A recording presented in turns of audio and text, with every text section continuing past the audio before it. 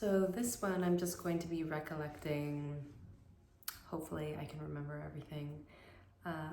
This interesting, it's like a series of four or 5 days where I was in this really crazy state. And I've entered into these states before, and it's always like 3 or 4 days where I'm in this.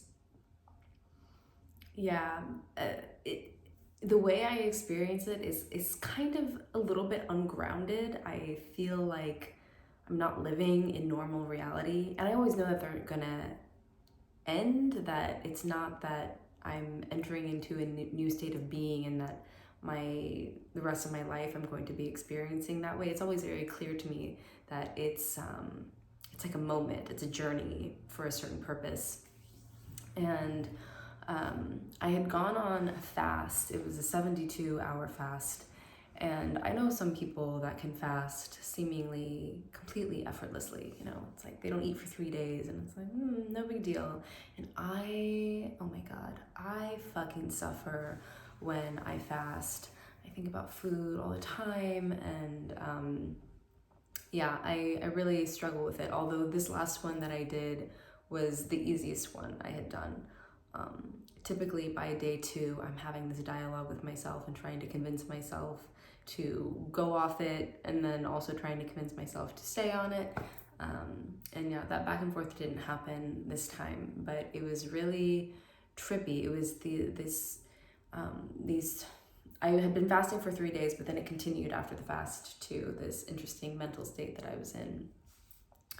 And during these days, the Mona was like really asking so much of me. She was asking me to like do these crazy things, and she would be like, it'd be like the middle of the night, and she would be like, go out to that field that you saw earlier today. And I was like, which field? And she's like, you know the one that you walked by and you were drawn to it and you felt like all this curiosity for it. And I'm like, oh my God, it's the middle of the night and it's cold outside. And she's like, go do it.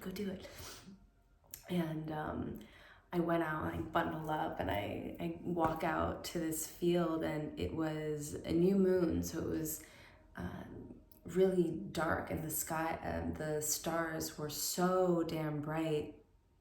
And I'm just standing in the middle of this field, and it's like, it occurred to me, I've never seen such bright stars before, and I had never seen so much sky at one time. And there's like this little cluster of tiny little stars that I've never seen before. It was like a whole new constellation, but this really compact group of stars. And something about my personality. I mentioned this a little bit in the last video, this anxiety that I have often carried around with me in life, this like anxiety to come into my purpose and my fullest expression, kind of expecting that every action that I take will get me there, like this obsession with the destination. I just want to fucking get there. I just want to be her. I just want to unravel fully into this fullest expression of being and enter into the life that goes along with this fullest expression of being. And she started having me notice, like, do you realize that you're not, she was saying, do you realize you're not just in life and doing things for the sake of doing them because the moment is beautiful or the activity is interesting? She was like, you do things for the sake of wanting a specific reward. And she was telling me about how much this robs me of joy. But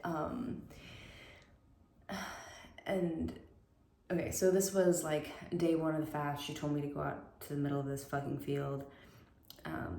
And then this was like day 2, and I'm starting to get a little bit delirious from not having any food. And she kept telling me,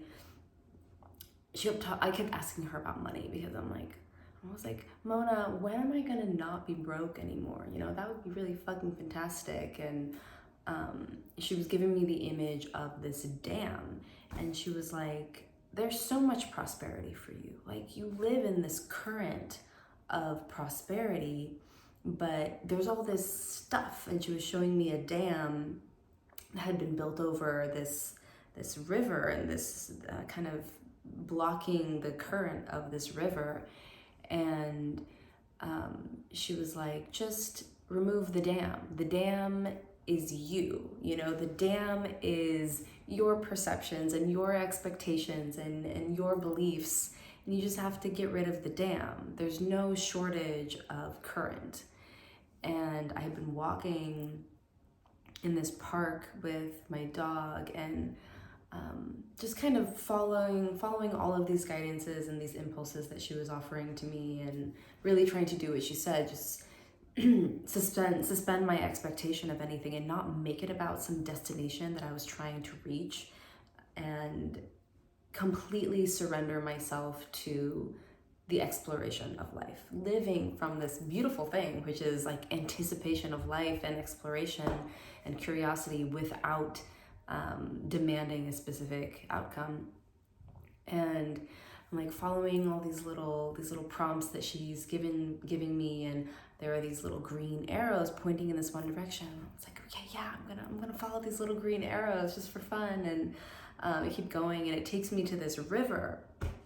And she was like, look, there's like a bunch of trash in the river. You should pull it out. And so I like climb in the fucking river, and it's cold, right? And so I'm like, just step in with my shoes, and my sweatpants are getting all wet. And I'm like pulling out all of this garbage. And she was like, look at what you're standing in, and look at what's in front of you.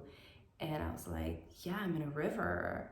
And there's all this current coming at me, and there was a dam. I realized that what all of the garbage I was pulling out from, the garbage was like all stuck in this dam that was like an unintentional dam. It was a bunch of debris and twigs and branches that had fallen from different trees, but it had created a dam and gotten stuck in one particular place.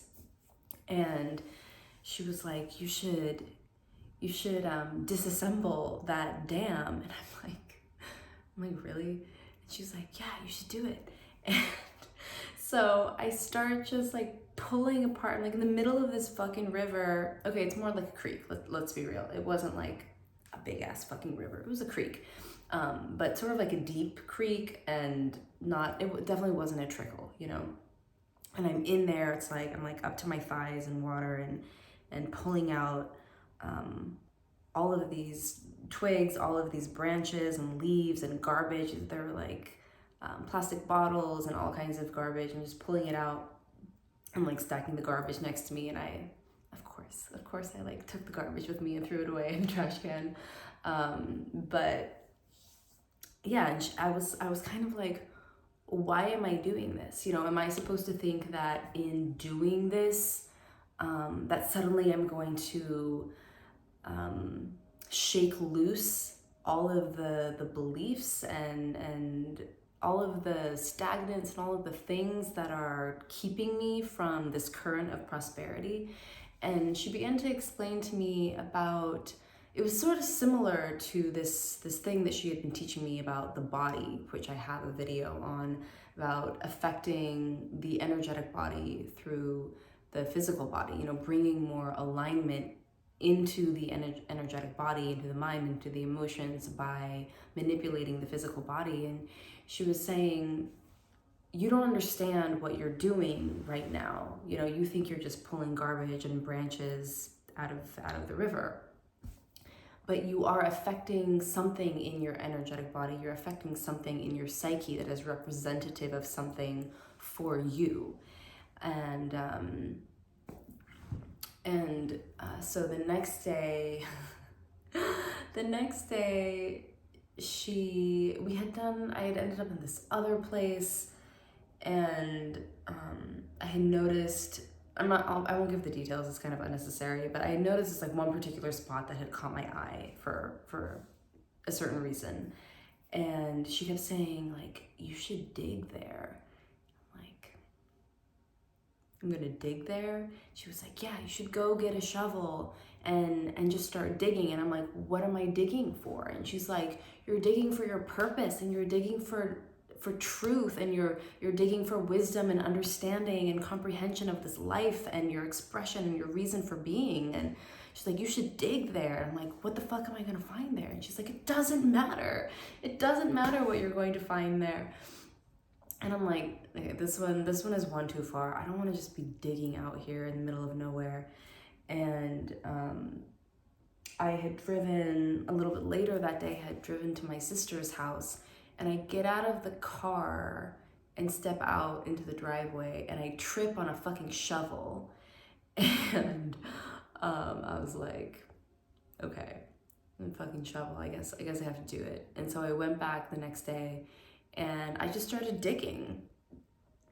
And I really went for it. I was digging there for 45 minutes maybe, and it was the same thing. It wasn't like, there was no point, there was no point where it was like I thought that I was going to find something super valuable in there. Although maybe if I did believe that, then maybe I would have. But the point was, I wasn't in a state where I was like convinced that I'm gonna find something. That wasn't what it was. That wasn't what the communication that was coming to me was about.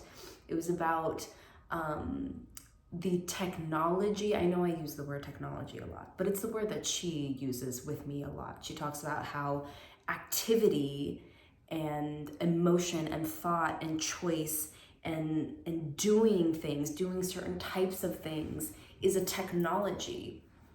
And she was talking about how doing this was a technology that was affecting the energetic realm. And so yeah, I dug there for a while, and then went home and was just still in this interesting state of like total delirium, and from not having eaten, and being in this state where when I'm fasting and in that state, it's a state where the physical reality starts to feel really not real anymore. And I'm so permeable. This is another thing that she said. I had been sick the day prior. I know it sounds like I get sick a lot. I actually don't get sick a lot. The last time that I was talking about in the last video about being sick was a year before, and then I was sick again a year later at this time. And I was like sick and fasting, and it was probably adding to the delirious feeling, but I was sick, and she was saying to me, she had said to me the day before, this is very productive. And I was like, productive for what? She was like, it's very productive when you're in this vulnerable state for me to access you. And now that I'm thinking about it, I wonder if that's why fasting can induce you into this state too, because without food, you're kind of in a state of vulnerability as well. She was like, it's very productive for myself and for other beings of light to affect you, to come into your being and adjust you energetically. She was saying that there are bonds that are broken when you're in this state. Your defenses are down, your immunity is down, and the immunity serves a really important function out in the world.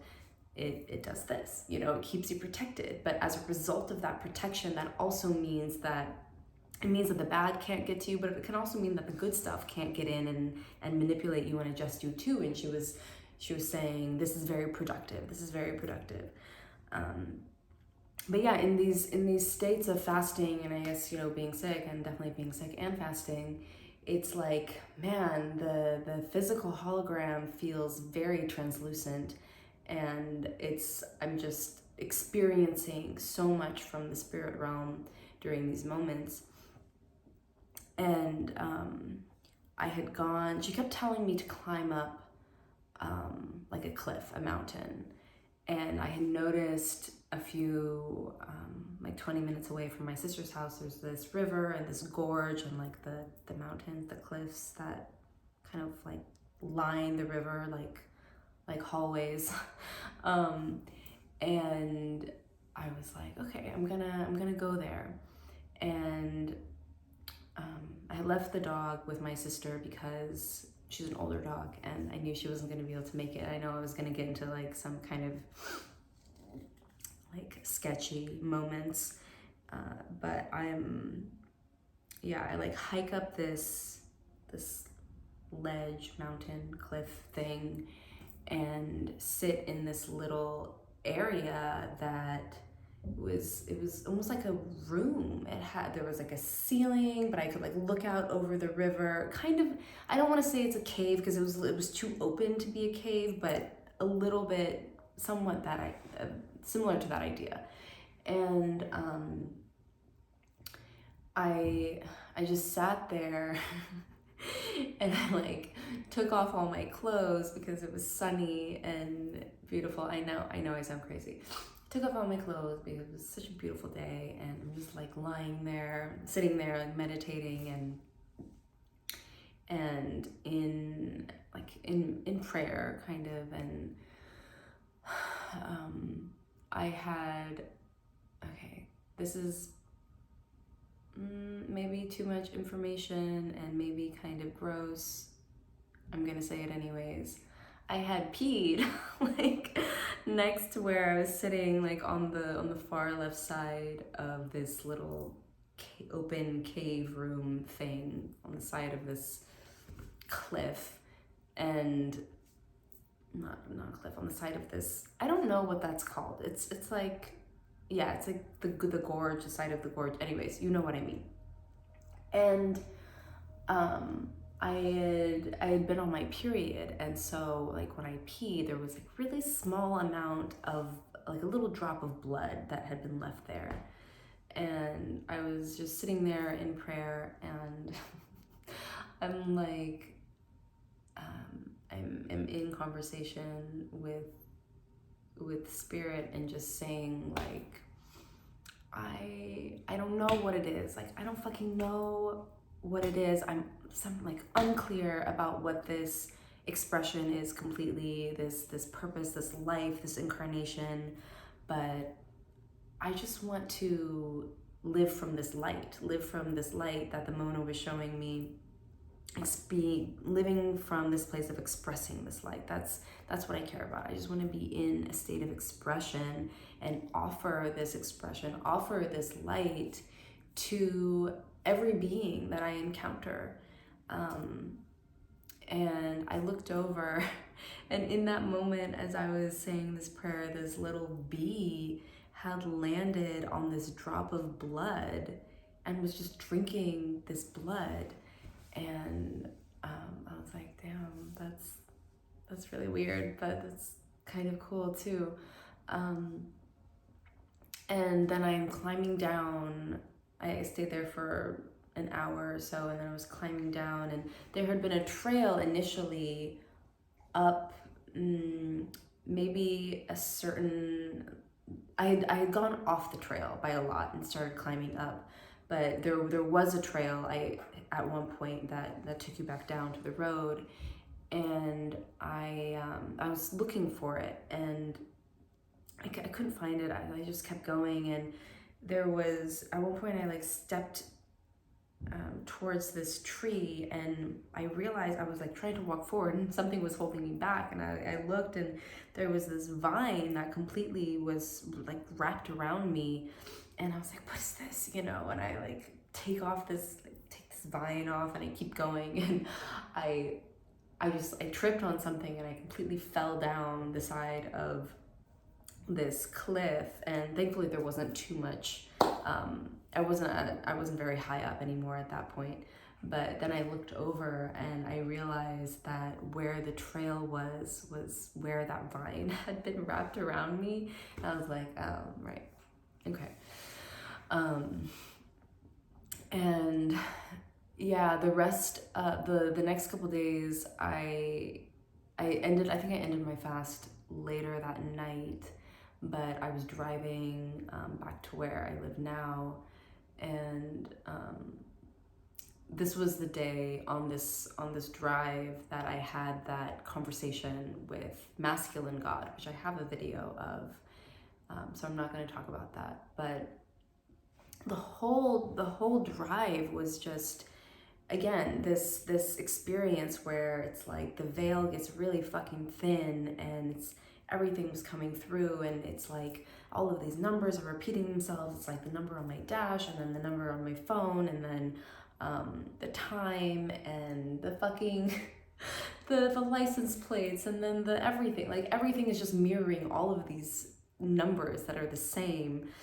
And the Mona was like in dialogue with me the whole time, telling me really trippy ass things. And the one thing that she asked me to do on the drive was, she was like, go find a body of water and get in, like immerse yourself, just hold in your perception this idea of everything it is that is not you, and let yourself be rid of it.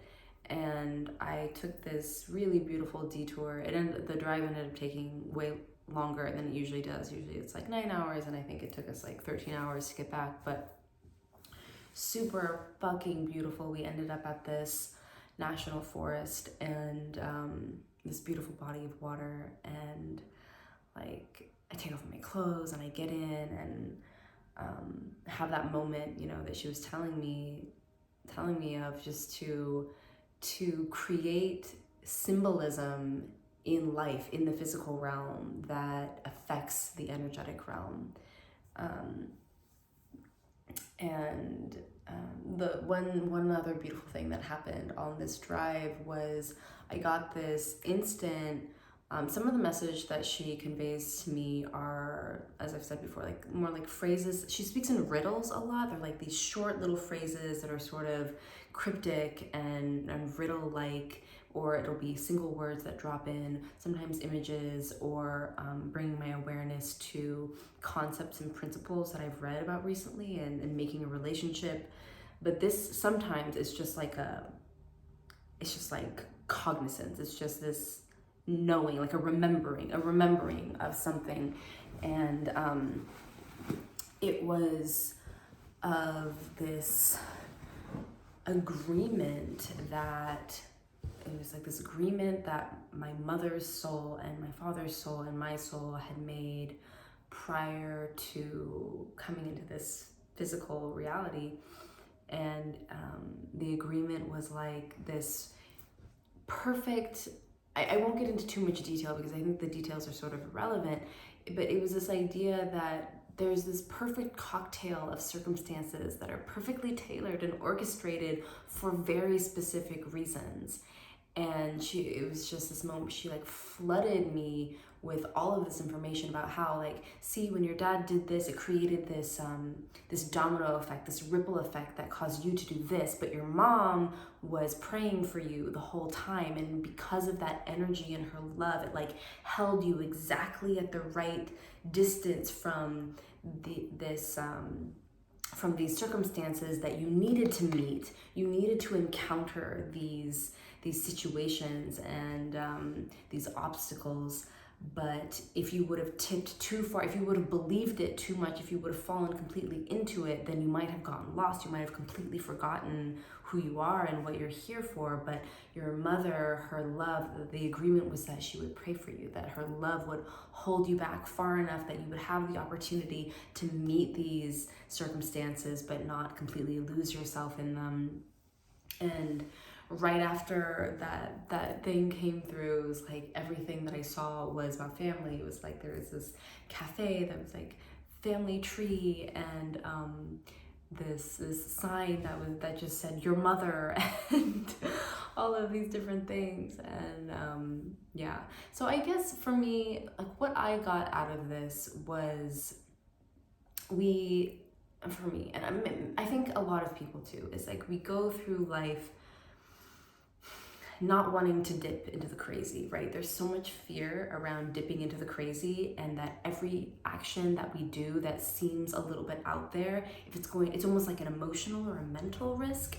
And that if something is an emotional or mental risk, there needs to be some very clear reward. And what the Mona had been telling me is like, just do things. Just fucking do things, because everything that you do to some degree will affect your psyche, it will affect the energetic realm, and use action as not just a vehicle to attain some material goal, but use action as exploration. Use action like paint on a canvas.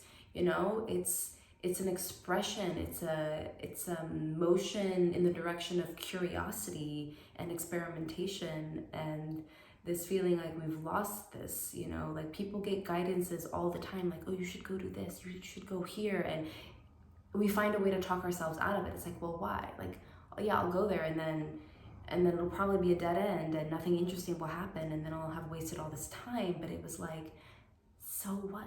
Like, go fucking do things that have no material gain. Do things from true curiosity, and let them play out as they will.